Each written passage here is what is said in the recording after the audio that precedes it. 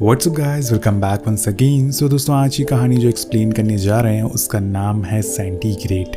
तो आपने इससे पहले हमारी बरीड की एक्सप्लेनेशन ज़रूर सुनी होगी और ये कहानी भी उसी तरह से एक ही जगह पर शूट की गई है, लेकिन इसका जो थ्रिलर है वो आपको हिलने नहीं देगा।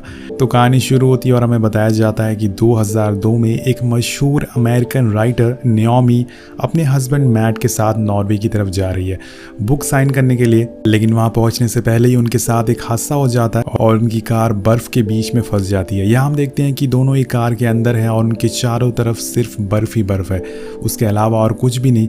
अब आप लोग सोच रहे होंगे कि आखिर ये हुआ कैसे। तो आपको बता दें कि ये सब मैट की वजह से हुआ है। उसने कार को रोड के साइड में पार्क कर दिया और थोड़ा रेस्ट करने के लिए आराम की चक्कर में उन दोनों की आंख लग गई, जिससे उन्हें पता ही नहीं चला कि उनकी कार कब तूफान की चपेट में आ गई है। जब दोनों की आंख खुलती है, दोनों इसी सोच में रहते हैं कि आखिर ये कब हुआ।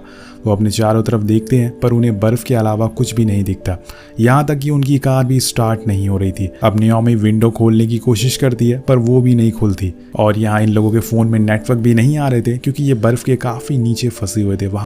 और इनकी मुसीबत और ज़्यादा बढ़ती जाती है जब इन्हें पता चलता है कि इनकी कार का रेडियो भी काम नहीं कर रहा है, क्योंकि उसके बिना इन्हें कभी पता चलेगा ही नहीं कि तूफान रुका या नहीं। अगर तूफान चलता रहा तो ये और दबते चले जाएंगे और ऐसे में इन्हें कोई भी देख नहीं पाएगा। पर क्या ये बच पाएंगे या नहीं, ये तो हमें आगे पता चलेगा। अब एक बात तो ये है दोस्तों कि ये कहानी आपको सीधा पॉइंट पर लाकर रख देती है। इसमें ना तो हमें दिखाया जाता है कि ये लोग कहाँ से आ रहे थे, क्या इन्हें पहले से ही पता था कि तूफान आने वाला है, या फिर ये समय किस लोकेशन पर फंसे हुए हैं। कहानी शुरू होती है और हमें बस इनका स्ट्रगल दिखाया जाता है। अब दोनों को पता चलता है कि वो यहाँ थोड़े दिन तक तो रहने वाले हैं और उसके बाद कोई ना कोई उन्हें बचा लेगा। पर दोनों को इस बात का ज़रा भी अंदाज़ा नहीं होता कि अभी भी तूफान अपनी चरम सीमा पर है, जिस वजह से उनकी गाड़ी अभी तक जो दिख रही थी वो भी अब दिखना बंद हो गई है। कार के अंदर नियोमी और मैट दोनों भूखे थे। वो अपने साथ लाए हुए खाने को खाते हैं पर थोड़ा बचा भी लेते हैं ताकि आने वाले दिनों में भी गुजारा हो सके। इसके बाद मैट कहता है कि हमें यहाँ कार के अंदर ही रहना होगा जब तक हमें कोई बचाने नहीं आता। पर नियोमी को ये आइडिया कुछ खास पसंद नहीं आता। वो कहती है कि हमें बाहर जाना होगा, किसी से मदद मांगना होगा। पर यहाँ मैट मना कर देता है। उसका ये फैसला कहीं ना कहीं सही भी था, क्योंकि उसे पता था कि अगर वो लोग बाहर गए तो ठंड के मारे मारे जाएंगे। और दूसरी सबसे बड़ी चीज़ कि नियोमी प्रेग्नेंट है और वो उसे लेके कहाँ भटकेगा।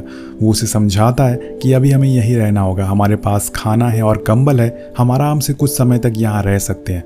ये सुनने के बाद नियोमी को बहुत गुस्सा आता है और वो थोड़ी अलग दिमाग की थी। वो कहती है कि तुम्हारा यही प्लान है, अगर बर्फ़ बढ़ती रही तो हम यहीं नीचे दबे रहेंगे। और इसकी वजह से उन दोनों के बीच में इसी प्लान को लेकर लड़ाई होना शुरू हो जाती है, जो कि उनकी सबसे बड़ी गलती साबित होने वाली थी। तो ऐसे समय में इन्हें एक दूसरे के साथ रह के हौसला बढ़ाना चाहिए, ना कि लड़ाई करनी चाहिए। लेकिन इन्हें कौन समझाए। और ऐसे ही देखते देखते 4 दिन बीत जाते हैं और इनके पास जो खाना था वो धीरे धीरे ख़त्म होता जा रहा था। मैट थोड़ा ही खाना खाता है ताकि वो नियोमी के लिए उस खाने को बचा सके, क्योंकि उसे अपने बच्चे को भी खाना खिलाना है। मैट पूरे दिन एक जगह पर बैठा रहता है, इसके अलावा उसके पास करने को कुछ था भी नहीं। अब 4x4 की कार में सिर्फ बैठने के अलावा और क्या कर सकते हैं। वहीं दूसरी तरफ नियोमी अपनी किताब में कुछ लिख रही थी। शायद वो इस समय बिताए हुए पलों को लिख रही है ताकि उसे आगे ये सब याद रहे, या फिर जिसे भी ये किताब मिले उसे पता चल सके कि इनके साथ क्या हुआ था। यह हमें पता चलता है कि नियोमी थोड़ी केयरलेस भी है। अब वो पानी पीने के बाद बॉटल को खुला छोड़ देती है, जिससे मैट का हाथ लग जाता है और बॉटल गिर जाती है, जिससे कि इनका काफ़ी पानी नुकसान हो जाता है, जो उनके लिए आगे जाके एक मुसीबत बन सकता है। अब ये सब सोच के मैट उस पर बहुत चिल्लाता है, जिससे कि उन दोनों के बीच में लड़ाई होना शुरू हो जाती है। पर थोड़ी देर बाद वो खुद उससे माफ़ी मांग लेता है। अब दोनों सो जाते हैं पर तभी उन्हें किसी के चलने की आवाज़ सुनाई देती है, जिसे सुन के उनकी खुशी का ठिकाना नहीं होता। वो तेज़ तेज़ अपनी कार को पीटने लगते हैं, जिससे कि अगर कोई ऊपर हो तो उन्हें देख ले। पर इसी बीच उन्हें एहसास होता है कि वो जो भी था वो उनसे दूर जा चुका है और शायद वो कोई पहाड़ी भालू हो सकता है। अब मदद ना मिलने पर वो दोनों फिर से निराश हो जाते हैं। अब देखते ही देखते इसी तरह से 7 दिन बीत जाते हैं। मैट एक दिन खिड़की की तरफ देख रहा होता है और तभी वो देखता है कि वहाँ रखी हुई कैंडल से कुछ बर्फ़ पिघल रही है। उसे एक आइडिया आता है कि क्यों ना वो विंडो की बर्फ़ को थोड़ा सा पिघला के उसे शीशे को नीचे करके, जिससे वो बर्फ़ से पानी बना सकता है और भूख लगने पे उसे खा भी सकता है। पानी पीने तक तो ठीक है, लेकिन बर्फ़ से कैसे भूख मिट सकती है। लेकिन इस समय पे इन्हें जो भी समझ आ रहा है वो बस कर रहे हैं। अब मैट काम पे लग जाता है और वो ऐसे ही करते करते थोड़ी सी विंडो को भी खोल लेता है। उधर नियोमी के हाथ से उसका फ़ोन गिर जाता है जिससे कि उसकी बैटरी अलग हो जाती है।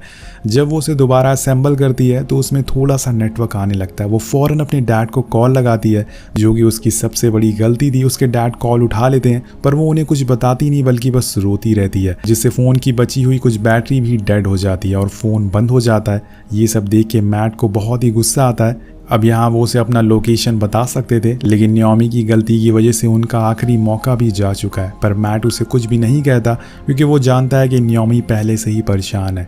अब इसी तरह से पूरे 9 दिन बीत जाते हैं। दोनों एक दूसरे से बातें करते हुए कहते हैं कि उन्हें इस बुक को साइन करने के लिए यहाँ आना ही नहीं चाहिए था। मैट कहता है कि तुमने ही कहा था कि चलो, मैंने तुमसे कहा था तूफान बहुत तेज़ है, लेकिन तुम मेरी बात सुनती कहाँ हो। नियोमी भी गुस्से में कहती है कि किसने तुमसे बीच रास्ते में सोने को कहा था, तुम्हारी वजह से ही हम यहाँ पर फंसे हुए हैं। लेकिन अब हमें ऐसे नहीं बैठना चाहिए, हमें विंडो को तोड़ देना चाहिए जिससे हम बर्फ़ को हटा के बाहर निकल सके। कम से कम हम इस जगह से बाहर निकले और पता चले कि हम कहाँ पर हैं। यहाँ बैठे बैठे कुछ भी नहीं होने वाला है। पर मैट इस आइडिया के खिलाफ। उसका मानना था कि ऐसे करने से सारी हीट बाहर चली जाएगी और वो ठंड से ही मारे जाएंगे। अब दूसरी तरफ नियोमी प्रेग्नेंट भी होती है और वो ज़्यादा चल भी नहीं सकती। इसी बीच घबराहट की वजह से नियोमी की सांसें फूलने लगती है और इसकी वजह थी कुछ पिल्स जो कि वो मैट को बिना बताए ले रही थी, जो उसके और उसके बच्चे के लिए नुकसानदायक भी हो सकती थी। लेकिन उसने इस बारे में नहीं सोचा, वो बस इसे लेती जा रही थी। अब इस बात को लेकर उन दोनों में फिर से बहस होना शुरू हो जाती है और लड़ाई चालू रहती है। अब जैसे जैसे इनके झगड़े बढ़ते जा रहे थे, दोनों के लिए मुसीबत और बढ़ती जा रही थी। यहाँ नियोमी को भी थोड़ा मैच्योर बनना पड़ेगा, वरना वो लोग ऐसे ज़्यादा दिन तक सरवाइव नहीं कर पाएंगे। अब कुछ दिन और बीत जाते हैं पर यहाँ उनके लिए एक और मदद आती है। उन्हें एक ट्रक की आवाज़ सुनाई देती है क्योंकि अब बाहर तूफान रुक चुका था, जिसकी वजह से वो ट्रक रोड को क्लियर करने आया था। ये लोग चिल्लाते हैं, कार को पीटते हैं, लेकिन उस ट्रक की खुद इतनी ज़्यादा आवाज़ थी, उसके ड्राइवर को इन लोगों की आवाज़ कहाँ से सुनाई देती। वो ट्रक आती है और अपना काम करके यहाँ से निकल जाती है और ये लोग वहीं के वहीं रह जाते हैं। पर यहाँ मैट को अब खुद के फैसले में डाउट होने लग गया था। वो सोचने लगता है कि अगर उसने खिड़की तोड़ दी होती तो शायद वो बच जाते, और वो अपना सारा गुस्सा सीट पर निकालने लगता है। अब नियोमी उसे समझाती है और कहती है, मैट तुम सही थे, यहाँ पर लोग आते रहते हैं और हमें भी बचाने कोई ना कोई ज़रूर आएगा। वो मैट को हिम्मत देने की कोशिश कर रही थी पर वो इस बारे में नियोमी से कुछ नहीं कहता। अब दोस्तों इसी तरह से इन्हें यहाँ पर पूरे 11 दिन बीत जाते हैं। दोनों बहुत ही बुरी हालत से जूझ रहे थे पर इसके अलावा इनके पास कोई और ऑप्शन भी नहीं था। इनका खाना पानी सब कुछ ख़त्म हो गया था। ये लोग सिर्फ बर्फ़ को खा के और पी के जी रहे थे। मैट को लगने लगा था कि वो लोग ज़्यादा दिन तक ज़िंदा नहीं रह पाएंगे क्योंकि थोड़े ही समय में दूसरा तूफ़ान आ जाएगा और उनकी कार बर्फ़ के नीचे ही दब जाएगी, जिससे उनकी वहीं मौत हो जाएगी। और यही वजह होता है कि वो उसे अपने सीक्रेट्स बताना चालू कर देता है जो कि उसने बहुत दिनों से छुपा कर रखा था। वो कहता है कि मैंने तुमसे झूठ बोला था कि मैं किसी हॉलीडे पे नहीं आया हूँ। दरअसल मुझे जॉब से निकाल दिया गया है। मैंने बहुत सोचा कि तुम्हें बता दूँ पर मैं बता नहीं पाया। मुझे अब हर चीज़ों की टेंशन होने लगी है क्योंकि मैं एक बाप भी बनने वाला हूँ। ये सब सुन के नियोमी उस पर बहुत चिल्लाती है पर मैट फिर से चुपचाप होकर वहीं बैठ जाता है और किसी के इंतज़ार में बैठा रहता है। और अब फाइनली नियोमी का सब्र का बांध टूटता जा रहा था। उसे कैसे भी करके यहाँ से बाहर निकलना था। वो ऐसे ही हाथ पे हाथ रखे तो बैठ नहीं सकती। वो मैट के सोने का इंतज़ार करती है ताकि वो खिड़की को तोड़कर बाहर निकल सके। अब थोड़ी देर बाद वो सो जाता है और यही सही मौका था उसके पास यहाँ से बाहर निकलने का। वो कार के शीशों को तोड़ने लगती है पर इस शोर से मैट उठ जाता है और उसे ऐसा करने से रोकता है, लेकिन इसी बीच नियोमी उसे भी चोट पहुंचा देती है पर मैट जैसी भी करके उसे शांत कराता है। अब यहाँ नियोमी को घुटन होना चालू हो गई थी। वो धीरे धीरे मेंटली बीमार होती जा रही थी। उसे बार बार पैनिक अटैक आने लगता है। मैट उसे शांत कराता है और उसे बर्फ़ वाला पानी पिलाता है जिससे कि उसका दिमाग ठंडा रहे। और इसी बीच इनकी एक और मुसीबत बढ़ जाती है। नियोमी को लेबर पेन होने लगता है जो कि उसके लिए एक डरावने सपने से कम नहीं था। इस समय में उसे एक बढ़िया से हॉस्पिटल जाना चाहिए था, लेकिन दोनों अपनी गलतियों की वजह से एक 4x4 की कार में फंसे हुए हैं। नियोमी का पेन अब बढ़ता जा रहा था और इन्हें अब कुछ करना ही होगा। मैट पहले तो उसे कवर करता है ताकि बाहर की कोई भी हवा न्यूबॉर्न बेबी को ना लगे। नियोमी ने खिड़की भी तोड़ दी थी जिससे कार का टेम्परेचर और गिरने लग गया था। उन्होंने इस बारे में तो शायद नहीं सोचा होगा पर नियोमी एक लड़की को जन्म देती है जिसे कि वो दोनों ओलिविया नाम रखते हैं, जो उन्होंने काफ़ी महीनों से सोच रखा था, लेकिन उन्होंने कभी नहीं सोचा था कि ऐसी हालातों में वो बच्चे को जन्म देगी। अब अपनी बच्ची की वजह से दोनों के चेहरे पर इतनी दिनों बाद मुस्कान आती है और वो एक साथ थे। अब इनकी कार में एक छोटी बच्ची थी इसलिए इन्हें जल्दी यहाँ से निकलना होगा। तो फाइनली मैट विंडो से बर्फ हटाना चालू कर देता है, पर इसी बीच कार का टेम्परेचर गिरने लगता है, जिसकी वजह से ओलिविया रोने लगती है क्योंकि उसे अब ठंड लगना शुरू हो गई थी। अब यहाँ मैट अपने कपड़े उतार कर उसके ऊपर रख देता है ताकि उसे थोड़ी गर्मी मिल सके। अब नियोमी और ओलिविया दोनों सो गए थे, पर मैट अपने काम में लगा हुआ था। वो बर्फ लगातार हटाया जा रहा था, जिससे कि धीरे धीरे करके बाहर की ठंडी हवा अंदर आना शुरू हो गई थी और उसने सिर्फ एक शर्ट पहन रखी थी और उसकी हालत अब ख़राब होना शुरू हो जाती है। अब कुछ समय बाद नियोमी मैट से पानी मांगती है, पर वो कुछ जवाब नहीं देता। वो उसके करीब जाती है और उसे दोबारा पानी मांगती है, पर इस बारी भी वो कुछ नहीं बोलता क्योंकि दोस्तों यहाँ उसकी मौत हो गई थी ठंड की वजह से। और ये देखकर नियोमी रोने लगती है और वो हर मुमकिन कोशिश करती है जिससे कि वो उसे ज़िंदा कर सके, लेकिन मरे हुए इंसानों को कोई ज़िंदा नहीं कर सकता। मैट ने पूरी कोशिश करी कि वो अपनी फैमिली को बचा सके, पर उसने बहुत देर कर दी थी। अगर वो यही काम कुछ दिन पहले करता तो आज उसे अपनी जान ना गंवानी पड़ती, लेकिन अब उसके जाने के बाद सब कुछ नियोमी के ऊपर आ जाता है। उसे मैट की कुर्बानी को बर्बाद नहीं होने देना होगा, उसे अब अपनी बच्ची और खुद को बचाना ही होगा। लेकिन आखिर कैसे, ये आपको आगे पता चलेगा। अब यहाँ पूरे 15 दिन बीत जाते हैं और नियोमी को खाने के लिए कुछ भी नहीं था। उसके साथ उसकी बेटी भी है और उसे भी कुछ खाने को देना होगा, वरना वो मारी जाएगी। अब नियोमी ने अपनी डायरी तक खा ली थी, लेकिन उससे कुछ नहीं होता। यहाँ आप लोग सोच रहे होंगे कि नियोमी मैट को काट कर उसका मांस खाएगी।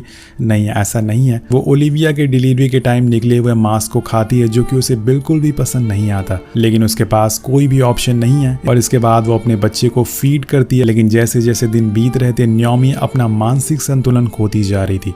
उसे अब कुछ भी समझ नहीं आ रहा था कि वो क्या कर रही है।